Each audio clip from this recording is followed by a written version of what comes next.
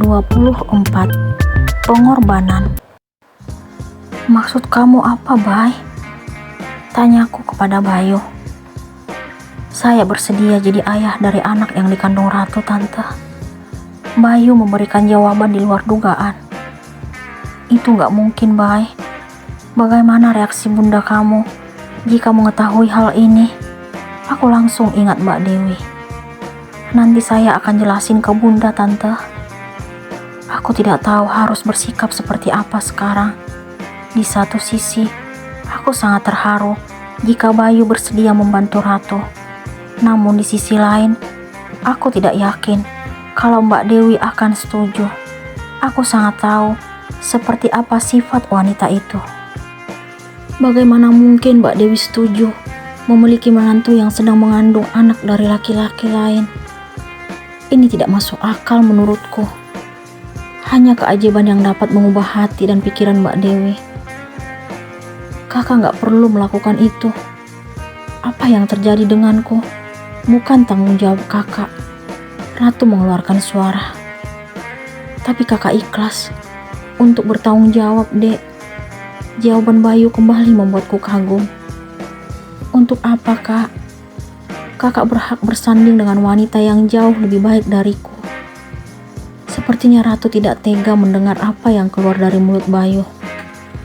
Untuk apa kakak berkorban? Tapi menurut kakak, kamu yang terbaik. Karena kakak sangat mencintaimu. Pengakuan Bayu seperti mimpi bagiku. Apa mungkin gadis yang Bayu cintai selama ini adalah Ratu? Kenapa dia bersedia berkorban untuk wanita yang selama ini tidak pernah dekat dengannya? Bagaimana kalau Mbak Dewi mengetahui kenyataan ini? Apa? Itu gak mungkin, Kak. Ratu tampak terkejut. Aku melirik ke arah Mas Fandi yang sejak tadi terdiam. Dia bersikap seolah-olah hanya sebagai pendengar. Sejak dirinya mengetahui Ratu telah melangkah jauh dengan Revan, dia lebih banyak termenung. Dia mengaku sangat menyesal karena dulu melukai hati seorang wanita. Kakak bersumpah demi apapun, Dek. Kakak udah lama cinta sama kamu. Sekarang aku sangat yakin kalau Ratu adalah seseorang yang Bayu impikan selama ini. Maaf, Kak. Aku gak bisa. Ratu memberikan balasan lalu beranjak dari ruang tamu. Mungkin dia akan menuju kamarnya. Om, Tante, saya serius ingin menjadi ayah untuk anak Ratu. Bayu menunjukkan wajah sendu. Maaf, Bay. Om gak tahu harus bilang apa. Sekarang kamu pulang dulu. Terima kasih atas apa yang kamu lakukan untuk Ratu. Akhirnya, Mas Fandi yang memberikan jawaban kepada Bayu. Setelah berpamitan dan mencium punggung tanganku dan Mas Fandi, Bayu pun beranjak dari rumahku.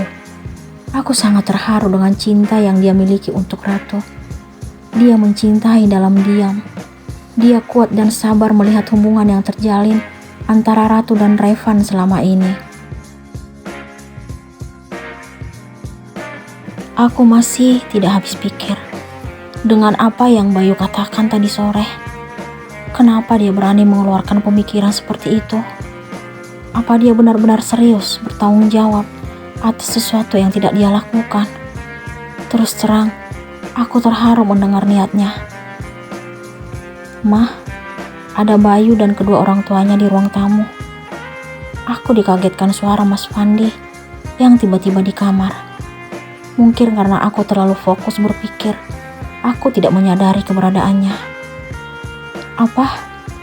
Tapi Mama gak dengar suara bel bunyi. Entah kenapa, pendengaranku tidak seperti biasanya.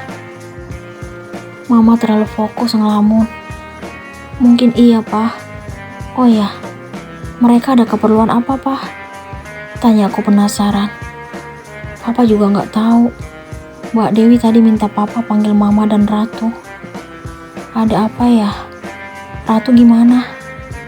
Tadi udah ke ruang tamu. Aku dan Mas Fandi akhirnya melangkah menuju ruang tamu. Mbak Dewi langsung berdiri, lalu memelukku. Entah kenapa wanita tersebut tiba-tiba bersikap seperti itu. Biasanya, dia tidak pernah melakukan hal itu, kecuali saat Idul Fitri. Kenapa kamu gak cerita tentang Ratu, Bel? Untung tadi pagi, aku dan Bayu mendengar pembicaraan Sandra dan Ratu. Mbak Dewi langsung melontarkan pertanyaan itu setelah kami duduk di sofa. Mana mungkin aku berani menceritakan hal seperti itu pada Mbak. Aku gak ingin melihat Ratu sedih, Mbak. Aku memberikan penjelasan. Artinya, kamu nganggap aku seperti orang lain. Padahal, aku baru mau cerita tentang gadis yang Bayu cintai. Tapi karena Bayu udah mengaku jujur tadi sore, aku gak perlu kasih tahu lagi. Terus terang, aku masih tetap belum mengerti arah pembicaraan Mbak Dewi.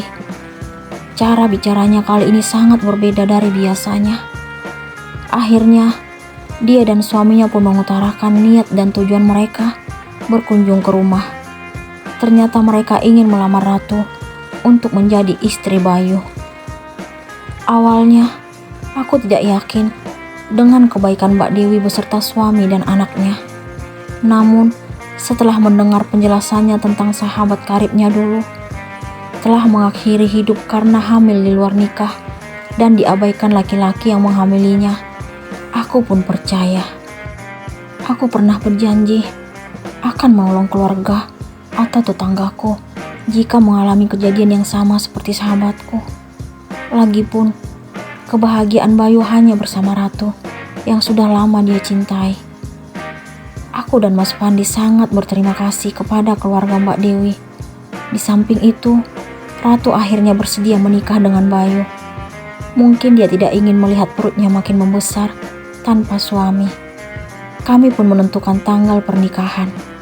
Ratu meminta acaranya sederhana saja. 2 minggu berlalu. Kini Ratu dan Bayu sudah resmi menjadi pasangan suami istri. Aku terharu melihat perhatian yang Bayu tunjukkan di depan Ratu. Semoga anakku itu segera menerima suaminya dengan ikhlas dan membalas cintanya. Maaf Bun, Ratu dan Kak Bayu boleh tetap tinggal di rumah ini? Tanya Ratu kepada Mbak Dewi. Saat ini, kami sedang berbincang di ruang keluarga setelah acara pernikahan selesai. Terserah kamu aja sayang. Ayah dan Bunda gak merasa keberatan. Kalau Bayu setuju, Bunda juga setuju. Aku sangat terharu mendengar pernyataan Mbak Dewi. Terima kasih ya, Bun. Ratu sepertinya tidak ingin tinggal terpisah dengan orang tuanya. Gimana Kak? Apa kakak bersedia? Ratu melihat ke arah Bayu. Kakak ikut keinginan kamu aja, Dek. Kakak di mana aja bisa tinggal, asalkan tetap bersama kamu. Pengakuan Bayu membuatku dan Mas Fandi tersenyum. Ternyata seperti ini rasanya memiliki menantu yang sangat dewasa dan berlapang dada. Terima kasih, Kak. Ratu tersenyum kepada Bayu. Akhirnya, aku kembali melihat senyuman anakku itu. Kamu gak perlu berterima kasih, Dek. Kakak hanya ingin melihat kamu bahagia. Ini benar-benar seperti mimpi. Kegelisahan yang aku rasakan setelah mengetahui kehamilan Ratu kini berubah menjadi kebahagiaan. Ternyata pemuda yang menemani Ratu sejak dulu tidak mampu memberikan dirinya kebahagiaan. Justru orang yang baru mengakui perasaannya yang berhasil membawa anakku itu duduk di pelaminan. Setelah berbincang beberapa lama, Mbak Dewi dan suaminya pun berpamitan pulang. Aku masih merasa seperti mimpi kalau ternyata tetanggaku itu kini menjadi besanku dan Mas Fandi. Sungguh, jodoh itu penuh dengan teka-teki. Maafin aku karena belum bisa menjalankan tugasku sebagai istri, Kak. Aku mendengar suara Ratu ketika melewati kamarnya. Tenang aja, Dek. Kakak tahu kalau kakak gak boleh menyentuhmu selama kamu hamil. Kakak juga gak akan melakukan itu walaupun kamu nanti udah melahirkan. Kakak akan menunggu sampai kamu membuka diri untuk kakak. Aku kembali kagum dan terharu dengan pengorbanan yang Bayu lakukan untuk Ratu. Aku dengan bangga mengakui kalau Ratu sangat beruntung memiliki suami seperti Bayu. Menantuku itu tidak hanya berkorban, tetapi juga penuh dengan kelembutan dan pengertian. Perut aku tiba-tiba sakit, Kak. Aku mendengar suara rintihan Ratu. Apa yang terjadi dengan Ratu?